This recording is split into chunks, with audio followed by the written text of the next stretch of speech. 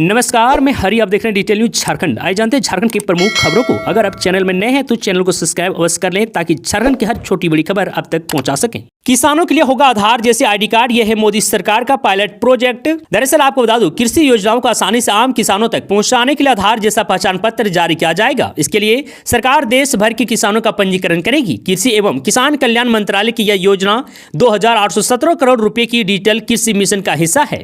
आपको बता दें कि यह जानकारी सोमवार को कृषि सचिव देवेश चतुर्वेदी ने आउटलुक एग्रीटेक समिट एवं स्वराज अवार्ड के दौरान दी। आपको बता दूं कि कार्यक्रम का आयोजन भारतीय कृषि अनुसंधान परिषद के सहयोग से किया गया है। इस योजना के तहत अगले वर्ष मार्च तक 5 करोड़ किसानों का पंजीकरण करने का लक्ष्य रखा गया है।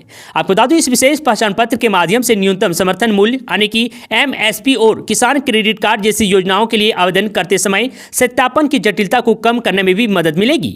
आपको बता दें, योजना में शामिल होने के लिए 19 राज्यों ने सहमति दे दी है। इसके लिए महाराष्ट्र एवं उत्तर प्रदेश में पहले ही एक पायलट प्रोजेक्ट चलाया जा चुका है। आपको बता दें कि यह नया पंजीकरण विभिन्न कृषि योजनाओं तक किसानों की पहुंच को आसान बनाएगा, साथ ही सरकारी योजनाओं को अत्यधिक प्रभावी तरीके से क्रियान्वित करने में भी मदद करेगा।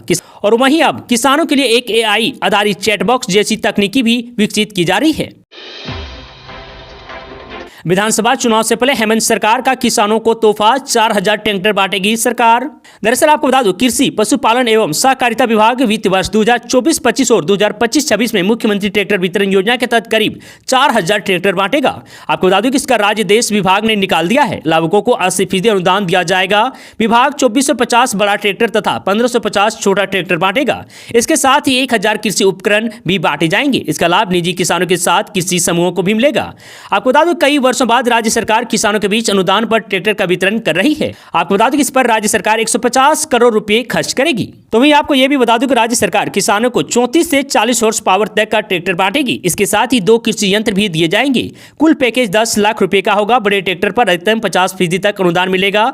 2 कृषि यंत्र पर 80% अनुदान दिए जाएंगे। इस पर अधिकतम 5 लाख रुपए तक का अनुदान राज्य सरकार देगी। वैसे कृषक समूह जिनके पास पूर्व से बड़ा ट्रैक्टर है और वह सिर्फ सहायक कृषि यंत्र लेना चाहते हैं तो उनको भी एक से अधिक बड़े ट्रैक्टर के कृषि यंत्र पर 80% अनुदान मिलेगा। आपको बता दें, इसमें अधिकतम अनुदान 2 लाख रुपए तक मिलेगा। आपको बता दें, कृषि विभाग ने राज्य देश में वित्त वर्ष समाप्त होने से पहले ही ट्रैक्टर का पैसा निकालकर PL खाते में डालने का आदेश दे दिया है। जो सबसे महत्वपूर्ण बात यह है कि विभाग ने तय किया है कि ट्रैक्टर और सहायक कृषि यंत्र वैसे लाभुक या समूह को दिया जाएगा जिनके पास कम से कम 10 एकड़ भूमि हो। वैसे समूह को प्राथमिकता दी जाएगी जिनके किसी सदस्य के पास ट्रैक्टर या LMB का लाइसेंस हो। इस योजना का अनुसरण पंचायती राज स्तर के पदाधिकारी करेंगे। पति से हुआ झगड़ा, महिला 4 बच्चों के साथ कुआं में कूदी, 3 बच्चों की हुई मौत। दरअसल आपको बता दो, बोकारो जिला अंतर्गत गोमिया प्रखंड के चतरो चट्टी थाना क्षेत्र मोरप्पा निवासी रंजीत गंजू की 35 वर्षीय पत्नी कलावती देवी 4 बच्चों के साथ पड़ोसी के कुआं में छलांग लगा दी, जिससे उनके 3 बच्चों की मौत हो गई है, जबकि महिला कलावती देवी को बचा लिया गया है। घटना के संबंध में बताया जाता है कि कलावती देवी के पति रंजीत गंजू बाहर में काम करता है। अभी फिलहाल कुछ दिनों से घर आया हुआ है। किसी बात को लेकर कलावती देवी का पति के साथ विवाद हो गया। इससे गुस्से में आकर उसने अपने 4 बच्चों को कुआं में फेंकने के बाद खुद भी कुआं में छलांग लगा दी।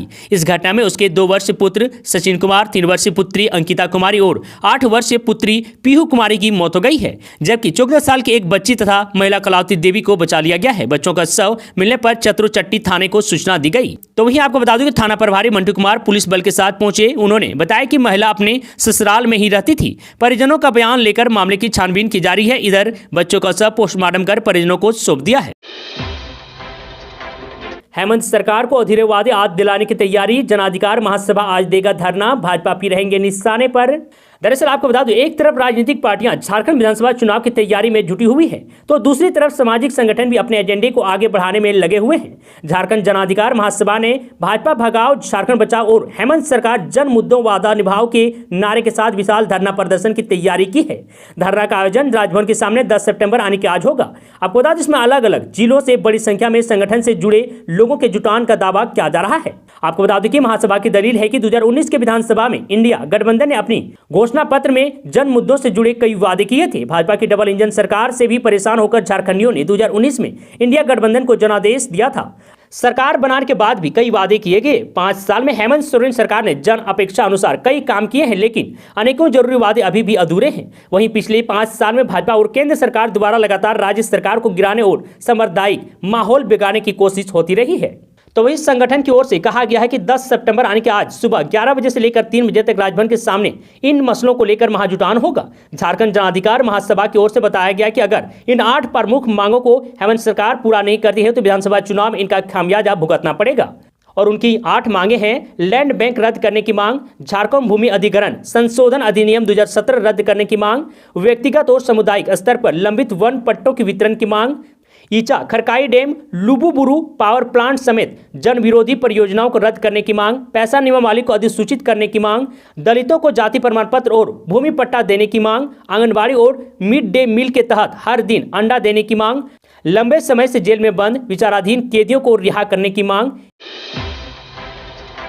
झारखंड में 3 दिनों तक होगी बारिश, जाने कैसा रहेगा आज का मौसम। दरअसल आपको बता दूं झारखंड में अगले 3 दिनों तक बारिश होती रहेगी। मौसम विभाग ने यह जानकारी दी है। भारत मौसम विज्ञान विभाग IMD के रांची स्थित मौसम केंद्र ने येलो अलर्ट जारी कर दिया है। कहा है कि 10 सितंबर यानी कि आज से लेकर 12 सितंबर तक राज्य में लगभग सभी जगहों पर हल्के से मध्यम दर्जे की वर्षा होगी।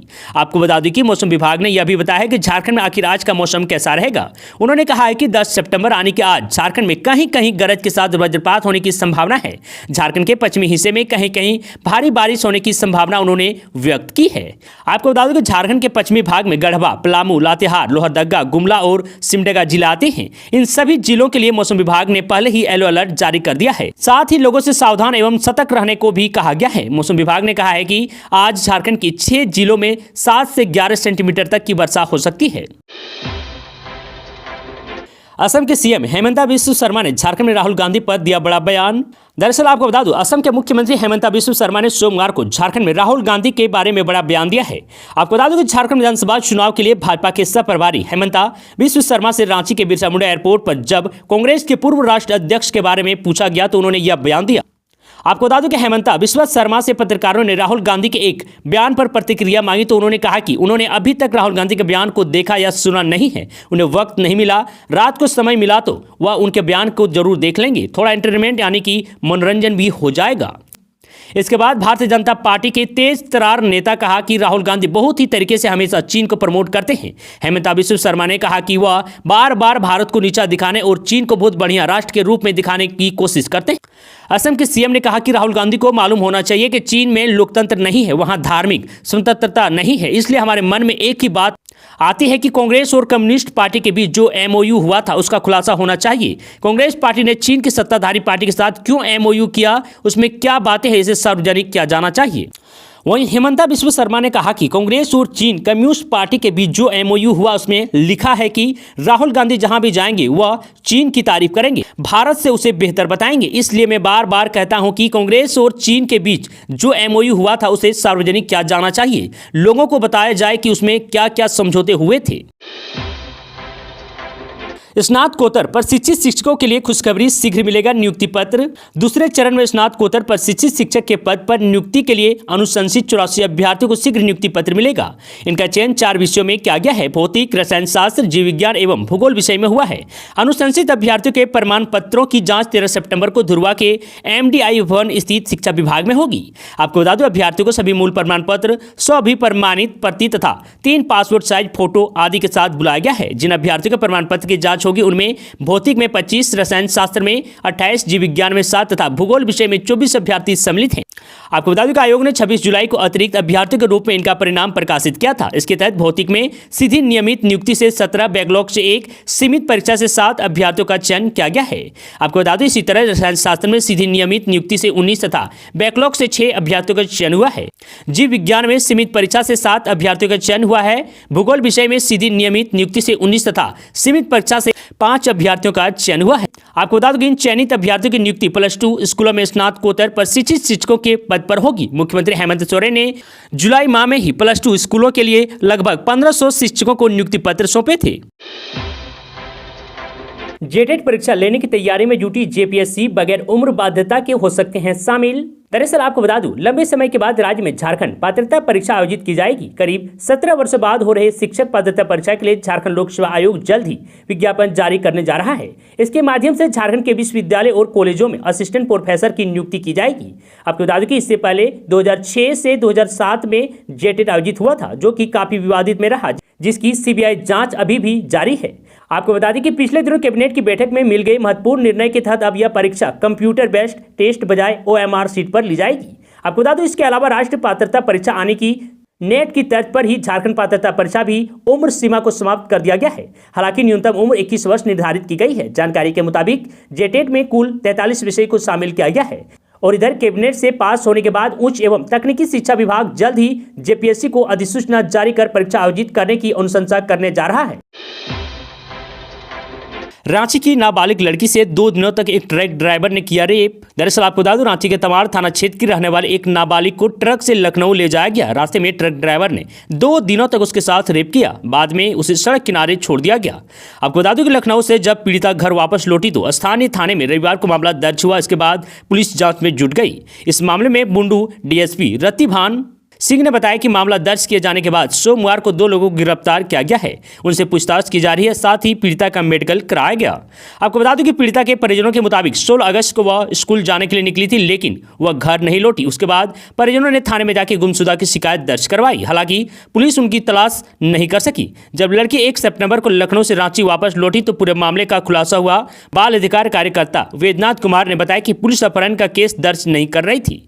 दरअसल पीड़िता को ट्रक ड्राइवर के हाथों बेचा गया था। इसके बाद उन्होंने सीनियर अफसरों से बात की, जिसके बाद रविवार को एफआईआर दर्ज की गई। इस मामले में ह्यूमन ट्रैफिक, रेप और पॉक्सो एक्ट के तहत केस दर्ज हुआ है। तो वही 13 वर्षीय पीड़िता ने पुलिस को बताया कि 16 अगस्त को स्कूल के लिए निकली थी। रास्ते में उसे एक युवक मिला। उसने दूसरे युवक के पास उसे छोड़ दिया, जो उसे अपने साथ पटना लेकर आया। यहाँ उसने मुझे एक ट्रक ड्राइवर को सौंप दिया। ट्रक ड्राइवर लखनऊ जा रहा था। लखनऊ पहुंचे के क्रम में वह 2 दिनों तक रेप करता रहा। जब वह लखनऊ पहुंचा तो उसे सड़क किनारे उतार कर भाग गया।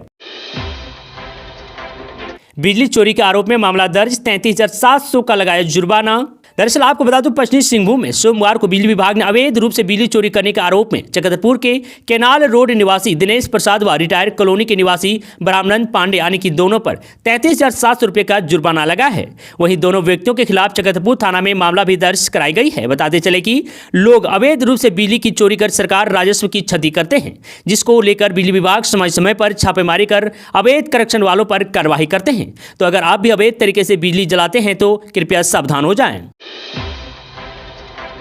युवकों के अपहरण और हत्याकांड का खुलासा, चतरा पुलिस को मिली सफलता, 2 महिला सहित 8 अपराधी गिरफ्तार। दरअसल आपको बता दूं चतरा के टांडवा थाना पुलिस को एक बड़ी सफलता हाथ लगी है। पुलिस की टीम बीते 29 अगस्त को कोडरमा जाने के क्रम में धनगड्ढा के रक्सी गांव निवासी 2 युवकों के अपहरण और एक फिर युवक की हत्या कर शव को कोडरमा के लठभैया जंगल से बरामद के मामले में पुलिस ने उद्भेदन कर लिया है। पुलिस ने अपहरण से लेकर हत्याकांड तक की वारदात में शामिल 2 महिला सहित 8 अपराधियों को गिरफ्तार करने में सफलता पाई है।